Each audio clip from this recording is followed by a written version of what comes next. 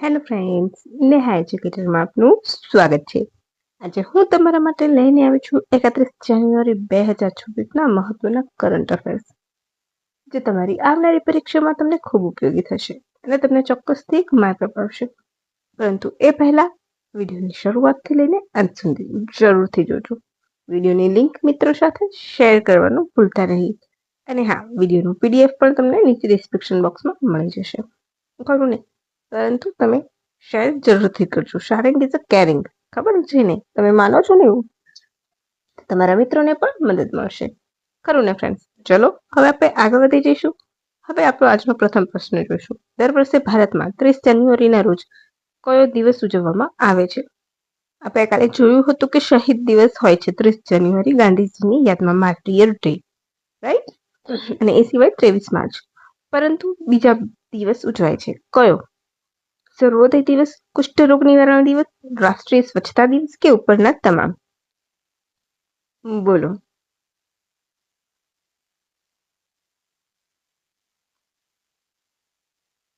અહીં આપણો જવાબ આવશે ઓપ્શન ડી, ઉપરના તમામ. ડન. હવે ભારતમાં આ દિવસ ઉજવવામાં આવે છે ક્યારે? તો સર્વોદય આપણે જોઈશું કુષ્ઠરોગ નિવારણ દિવસ વિશે. ગાંધીજીની પુણ્યતિથિના અવસર પર આ દિવસ ઉજવવામાં આવે છે. કુષ્ઠરોગ બેક્ટેરિયાના કારણે, લેપ્રેસી બેક્ટેરિયાના કારણે થાય છે. આધુનિક સમયમાં MDT મલ્ટી ડ્રગ થેરાપી દ્વારા એની સારવાર શક્ય બની છે, રાઈટ? વૈશ્વિક સ્તરે કુષ્ઠરોગ દિવસ જાન્યુઆરીના છેલ્લા રવિવારે મનાવવામાં આવે છે. એન્ડિંગ ડિસ્ક્રિમિનેશન, એન્શ્યોરિંગ ડિગ્નિટી આ વર્ષની થીમ છે. થીમ જરૂરથી યાદ રાખજો, બરાબર? પછી સર્વોદય દિવસ, તે પણ 30 જાન્યુઆરી. ગાંધીજીની પુણ્યતિથિ સાથે આ દિવસ પણ જોડાયેલો છે. સર્વનો ઉદય, ગાંધીજી સર્વોદયમાં માનતા હતા એટલા માટે. સિમ્પલ એટલું યાદ રાખવાનું છે, બરાબર? આ દિવસ સત્ય, અહિંસા, શાંતિ, સાદું જીવન અને ઉચ્ચ વિચારને સંદેશ આપે છે. અને રાજઘાટ ખાતે એમની સિવાય પણ બીજે બધે સભાઓ યોજાય છે. હવે તમને થશે કે મેમ આ બધા દિવસો તો ક્યારે સાંભળ્યા નથી. આ બધા દિવસો ઉજવાય છે અને તમારે વિધાન વાક્યમાં પૂછાય છે, રાઈટ? એનું પ્રૂફ તમને હું નીચે આપીશ, બધા જ દિવસો વિશેની માહિતીનું, રાઈટ? પછી આ દિવસ, હા, પછી આવશે સ્વચ્છતા દિવસ. તો સ્વચ્છતા દિવસ પણ 30મી જાન્યુઆરી. થીમ શું છે? તો setting the cleanliness tone for 2026. Shared national responsibility. એની થીમ છે નેશનલ, એટલે કે રાષ્ટ્રીય સ્વચ્છતા દિવસ, રાઈટ? National cleanliness day. હવે આ સર્વોદય દિવસ, એની માહિતી, ઓકે?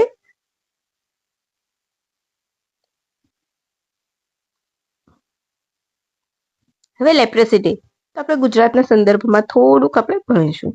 વિશ્વ રક્તપિત્ત દિવસ. ગુજરાતના 25 જિલ્લાઓમાં રક્તપિત્તનો વ્યાપ દર 10,000ની વસ્તી દીઠ 1 કરતાં પણ ઓછા કેસ નોંધાયા છે. એન્ડિંગ ડિસ્ક્રિમિનેશન, એન્શ્યોરિંગ ડિગ્નિટી એની થીમ છે, બરાબર છે? એને અનુરૂપ ગુજરાતમાં રક્તપિત્ત રોગ વિશે જાગૃતિ લાવવા માટે 30 જાન્યુઆરીથી 13 જાન્યુઆરી સુધી, ફેબ્રુઆરી સુધી, બરાબર? સ્પર્શ રક્તપિત્ત જાગૃતિ અભિયાન પખવાડિયું શરૂ કરવામાં આવ્યું છે. યાદ રાખજો, ક્યાં શરૂ કરવામાં આવ્યું? સ્પર્શ રક્તપિત્ત જાગૃતિ અભિયાન ક્યાં સુધી ચાલશે?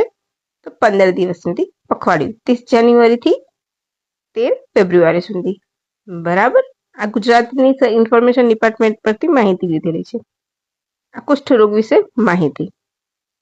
અને હું તમને આ રહ્યું રાષ્ટ્રીય સ્વચ્છતા દિવસ, બરાબર? 1948 થી ઓલમોસ્ટ યાદ છે, રાઈટ? હવે ઇમ્પોર્ટન્ટ ક્વેશ્ચન આજનો બીજો. જેસલમેરમાં આયોજિત મરુ મહોત્સવનું સમાપન ક્યાં કરવામાં આવશે? જેસલમેરના કિલ્લામાં, જેસલમેરના રણમાં, પોખરણમાં કે પછી સમરેતાલ ધરા ખાતે? અહીં આપણો જવાબ આવશે ઓપ્શન ડી, સમરેતાલ ધરા ખાતે. 30 જાન્યુઆરીથી 1 ફેબ્રુઆરી એનું આયોજન રાજસ્થાન સરકાર દ્વારા કરવામાં આવે છે. આ ઉત્સવનું મુખ્ય સ્થળ જેસલમેર છે. તેનું સમાપન સમરેતાળ ધરા ખાતે થશે. આ મહોત્સવનો ઉદ્દેશ રાજસ્થાનની રણ સંસ્કૃતિ, લોકકલા અને પરંપરાનો પ્રચાર કરવાનો છે. Bits of Dhora any theme છે, રાઈટ? બસ આટલું જ તમારે યાદ રાખવાનું છે, આમાં કઈ ડીપ જવાનું નથી. મુખ્યમંત્રી ગ્રામોત્થાન યોજના ગુજરાતના કયા જિલ્લાથી શરૂ કરવામાં આવી છે? Option A Anand, option B Ahmedabad, option C Vadodara, option D Surat. તો અહીં આપણો જવાબ આવશે ઓપ્શન એ આણંદ. ડન. મુખ્યમંત્રી ભૂપેન્દ્રના પટેલના હસ્તે રાજ્યના 114 તાલુકા મથકો અને ગામોને શહેરી સુવિધાઓથી સુસજ્જ કરવા માટે મુખ્યમંત્રી ગ્રામોત્થાન યોજના શુભારંભ કરવામાં આવ્યો છે. પ્લીઝ અગત્યનું હોય છે આણંદના ભાદરણ ગામથી, બરાબર.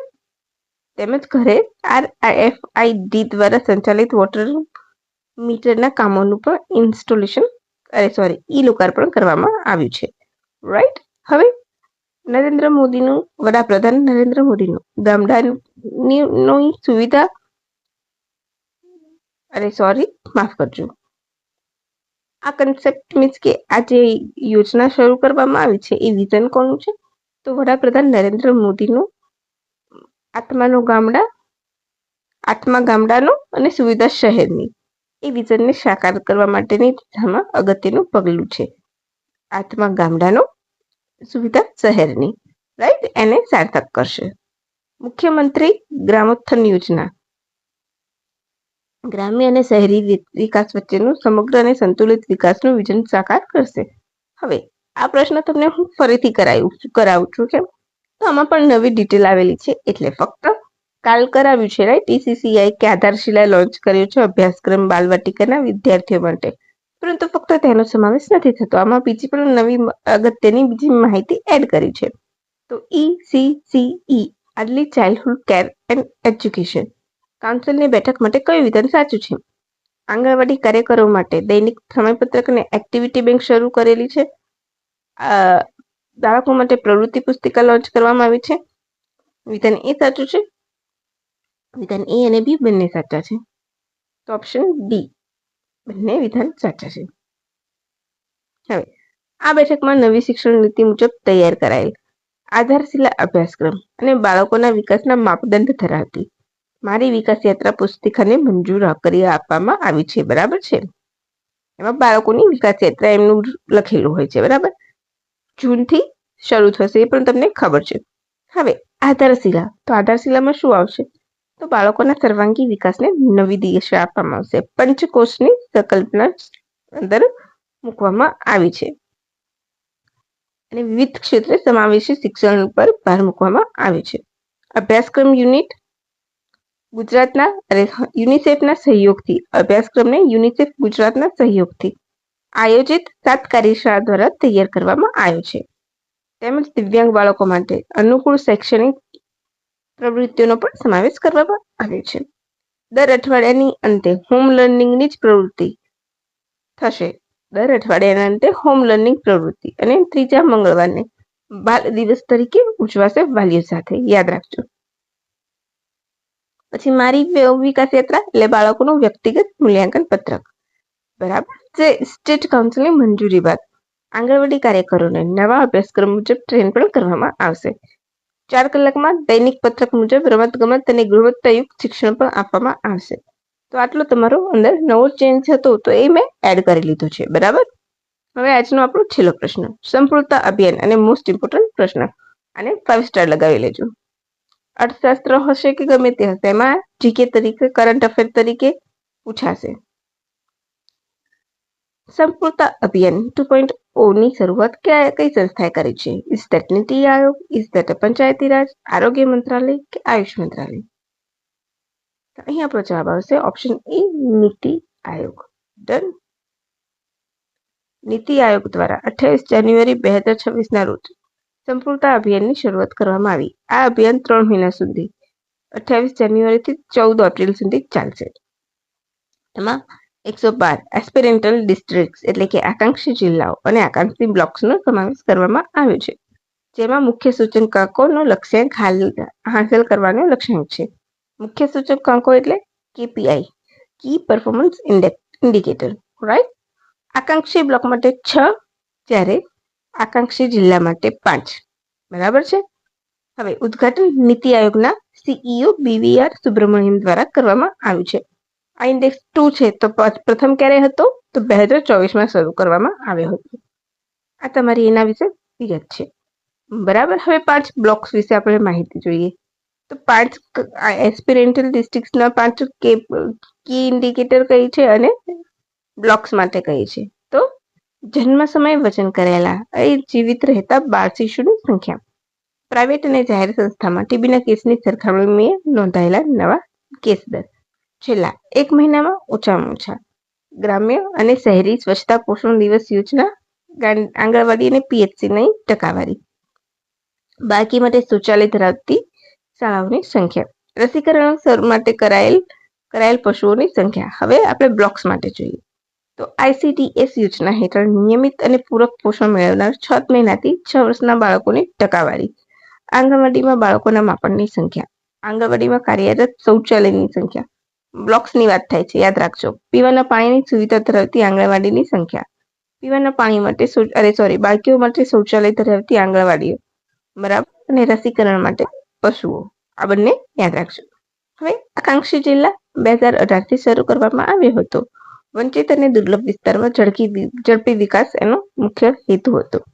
એના મુખ્ય 5 ક્ષેત્ર: આરોગ્ય અને પોષણ, શિક્ષણ, કૃષિ અને જળ સંશોધન, નાણાકીય